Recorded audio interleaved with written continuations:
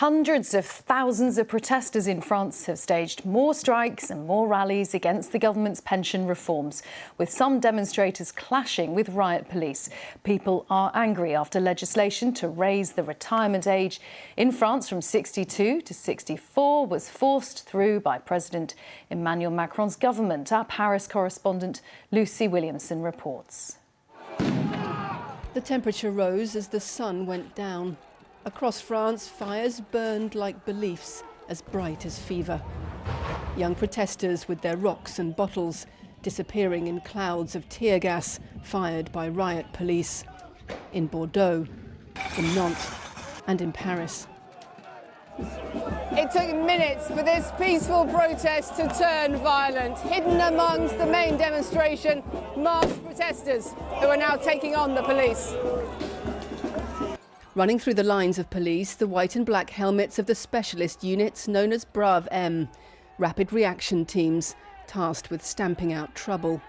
A new target for protesters after growing allegations of abuse. A video emerged last week apparently showing Brav M officers hitting a protester in the face. And an audio recording appears to have captured threats, intimidation and racist insults against a group of student protesters. Next time, you won't be going to the police station, you'll be going to the hospital, one officer is heard saying. Salome was one of them. She's since filed a complaint and was back out protesting. It's important to have policemen that are able to contain violence and to protect people. But in that case, the violence was against us. They were not protecting us. We must have been protected from them. That is really worrying to me. The protests across France were, as usual, largely peaceful and smaller than last week. But police say some mainstream protesters are joining agitators in attacking them. After the COVID, after everything that happened to France, the inflation and everything, people start to be really tense. And that doesn't help to reduce the violence against the police, because the police is representing the state. So in a way, when you attack the police, you might feel you're protesting against the state. Fires are burning across France as President Macron struggles for a way out of this crisis, with political negotiations frozen and the streets on fire. Lucy Williamson, BBC News, Paris. Let's talk to our Paris correspondent, Hugh Schofield. Hugh, the protests go on. How much disruption are they causing as they continue? Well, in a way, surprisingly little. I mean, this isn't Israel, which has been closed down by a general strike, as you've been reporting.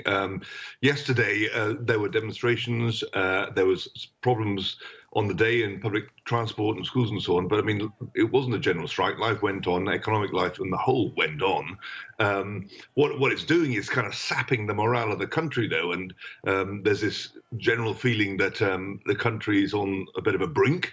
And that this is going nowhere, that every week or so there is another day like this in which violence is becoming more normal, and that, underlying it all is a political crisis and a kind of state of political paralysis, which is condemning the country into sort of decline. So the crisis is less to do with, declining GDP or, economic figures being hit or anything like that. It's much more to do with the state of the country and the feeling that we're, this is just digging into a deeper and deeper morass. You say that this seems to be sapping the morale of the country. Do you get any sense that the continuing demonstrations and everything else is changing public opinion at all? Not really. I mean, opinions get more and more entrenched, I suppose. There's no real indication that the big majority against the reform is changing. I mean, what we saw yesterday was possibly a smaller number of protesters out and demonstrators out. From the government's point of view, there was good news also that the bin strike seems to be over. But a lot of this is to do with the fact that striking is not a neutral business. It costs workers money, and after 3 weeks on strike, people just give up. So there are sort of cracks, if you like, in the opposition movement. But I mean, in general, one has to say that it's still very, very strong. And on the other side, that there are noises from certain members of the government who are obviously getting the willies about all of this. But Macron himself seems to be determined and saying that if we start talking about a pause in implementing this law or anything like that, we might as well just give up. So at this stage, for Emmanuel Macron, no real clear way of emerging from this standoff? Not as it stands, no. I mean, there are sort of noises, I'm saying. I mean, Elizabeth Borne, the Prime Minister, is talking about inviting the inter-syndical, that means all the unions, to see her next week. Good sign, possible sort of goodwill.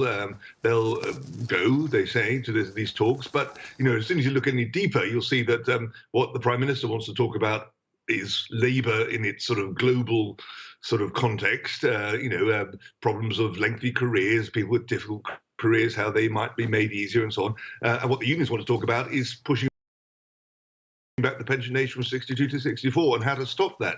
So they may go to talks, but will they have anything to talk about? Hugh, thank you very much. Hugh Schofield, live there, our Paris correspondent.